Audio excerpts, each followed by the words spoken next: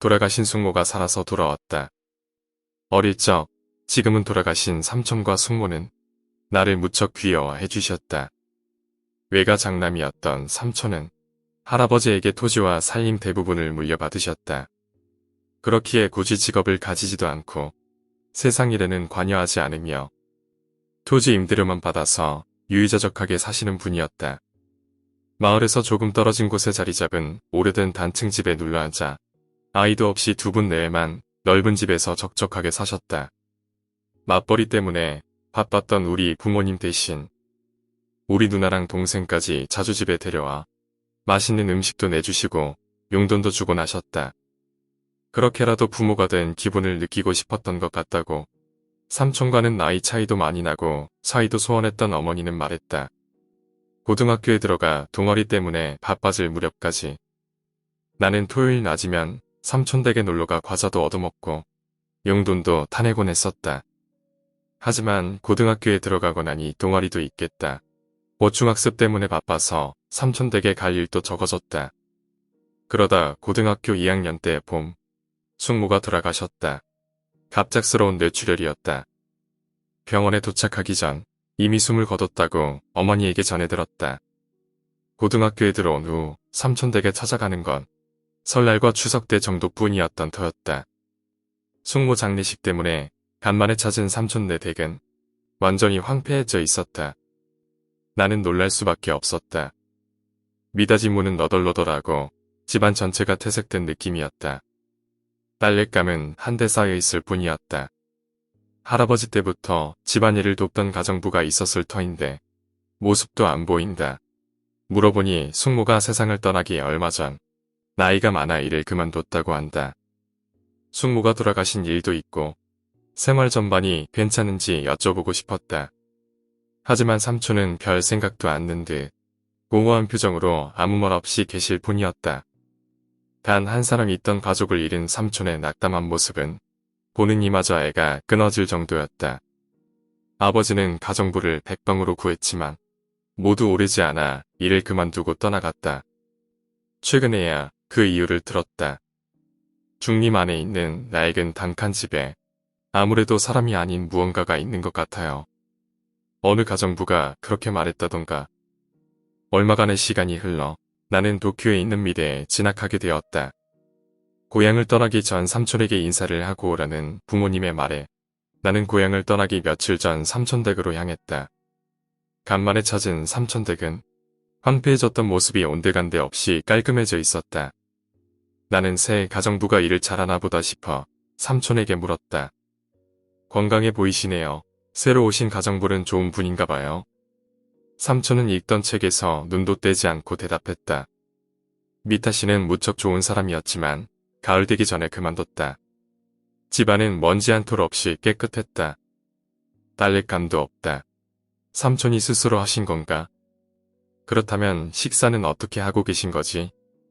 설마 이 나이에 배달 음식만 시켜 먹고 계시기라도 할 리가. 그럼 누가 이렇게 깨끗하게 청소를 해놓은 건가요? 라는 질문을 어떻게 삼촌한테 거슬리지 않게 할까 고민하고 있던 터였다. 그러고 보니 너 숙모가 만든 튀김 좋아했었지? 냉장고에 남아있으니 먹고 가거라. 내 의문에 답하되 삼촌은 말했다. 삼촌은 코타치에 들어가 책에 눈을 돌린 채 고개도 들지 않는다. 표정으로 진이를 살필 수조차 없었다. 숙모가 만든 튀김이요? 그게 있어요? 나는 닫혀진 불단으로 눈을 돌리며 물었다. 어젯밤에도 왔었거든. 만들고 남겨놓은 다음 갔을 게다. 냉장고 한번 보거라. 삼촌은 손가락만 부엌 쪽을 가리켜 대답했다. 잠시 침묵이 흐른다. 삼촌의 어플고를 바라보지만 삼촌의 눈은 책 속에 머물 뿐이다. 불 켤까요? 어슴푸레해진 이 집에 죽었을 숙모가 있다는 정체 모를 상황에 압도당해 나는 일어섰다. 하지만 형광등 끈이 어디에도 보이질 않는다. 자세히 보니 다 잘려나간 것이었다. 전기는 그 사람이 싫어하니까 됐어. 나는 큰맘 먹고 다시 앉아 삼촌에게 물었다. 삼촌, 숙모가 있어요? 숙모가 어젯밤에 와서 튀김을 만들었어요. 만약 삼촌이 치매라면 부모님한테 연락해 제대로 된 조치를 취해야 할 터다. 만약 삼촌이 제정신이라면 무언가 이상한 일이 일어나고 있음은 틀림없었다. 돋보기 안쪽, 삼촌의 공허한 눈동자. 검은 자위는 쪼그라들어 있고 흰자는 노랗게 탁해져 초점이 어디인지조차 모를 지경이었다. 삼촌이 노망든 게 거의 확실하다 여긴 나는. 저 내일 일찍 나가봐야 해서 오늘은 이만 하고 일어서려 했다. 돌아가는 게냐? 돌아가기 전에 저기 있는 밭일용 사다리를 좀 가져다 주겠니? 매일 저녁 숙모가 저기서 내려오는 게 힘들어 보여서 말이다. 삼촌은 불단 위, 작은 벽장을 가리켰다. 죽은 숙모가 불단 위에 작은 벽장에서 내려온다고? 무슨 말인지 이해를 못하고 있자니. 삼촌은 탁한 눈으로 나를 바라보며 말했다. 숙모는 말이다. 밤이 되면 저 벽장에서 쓱 나와서 그 옆에 있는 삼나무 기둥을 타고 내려온단다. 삼촌은 벽장 옆 삼나무 기둥을 손가락으로 덧쓰듯 가리켰다. 삼촌, 숙모는 1년 전에 돌아가셨어요 하는 말을 차마 꺼내지 못하고 있자 삼촌은 다 알겠다는 듯 말했다. 나도 태울 생각이었다. 하지만 말이다. 있었어. 숨어 있었어. 저기에. 삼촌은 초점이 맞지 않는 눈으로 나를 바라보며 불단 위 벽장을 가리켰다. 나는 벽장을 올려다봤다. 낡아빠진 벽장 물은 닫힌 채다. 저 안에 숙모가 있다고. 매일 저녁 돌아오는데 그 삼나무 기둥이 번들번들하잖냐. 미끄러질 것 같아. 큰일이야. 그래서 저기 사다리를 기대 세워놓아 주려는 게다. 삼촌은 내가 입을 열지 못하게 하려는 듯 계속 말을 이어갔다. 일단 여기서는 삼촌이 아무 말이나 하게 두고 한시라도 빨리 나가고 싶었다. 그리고 부모님한테 이 이야기를 해야만 한다고 생각하며 나는 낡아빠진 접사다리를 들고 와 삼나무 기둥 옆에 세우고 도망치듯 삼촌 댁에서 빠져나왔다. 시간은 이미 5시를 지나 어슴푸레했지만 삼촌은 거실에서 불도 켜지 않은 채 의자에 앉아 낡은 책을 넘기고 계셨다. 집에 돌아온 후 나는 부모님에게 모든 것을 털어놓았다. 삼촌을 요양시설에 보내야 하지 않겠냐고 말했지만 아버지도 곤란한 표정을 지을 뿐이었다. 벌써 여러 번 가정부를 들이자고도 말했고 요양원에 가는 건 어떠냐고도 말했는데 전혀 말을 듣지 않으시더라.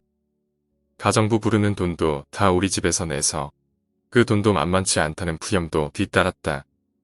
숙모가 돌아왔다고 하는 망상은 어머니도 들어서 이미 알고 있는 듯 했다. 결국 어머니가 종종 찾아가 상태를 보고 오겠다는 정도로 그 이야기는 마무리됐다. 그리고 또 몇 년이 흘러 삼촌이 돌아가셨다. 의자에 앉아 조용히 숨을 거두신 걸 우츠부가 발견했다고 한다. 그날 연락을 받고 오후에 삼촌 댁에 달려가니 이미 삼촌은 편한 얼굴로 관에 들어가 불단 옆에 누워 계셨다. 불단 옆 삼나무 기둥에는 몇 년 전 내가 세워뒀던 접사다리가 그대로 서 있었다. 지금이라면 불단 위 벽장 안을 들여다볼 수 있겠구나. 문득 호기심이 들끓어 나는 접사다리에 다가갔다. 먼지가 가득 쌓인 접사다리에는 확실히 누군가 내려온 발 모양이 수도 없이 남겨져 있었다. 오늘 이야기는 여기까지입니다. 오늘 이야기가 재미있으셨다면 구독과 좋아요 부탁드립니다. 감사합니다.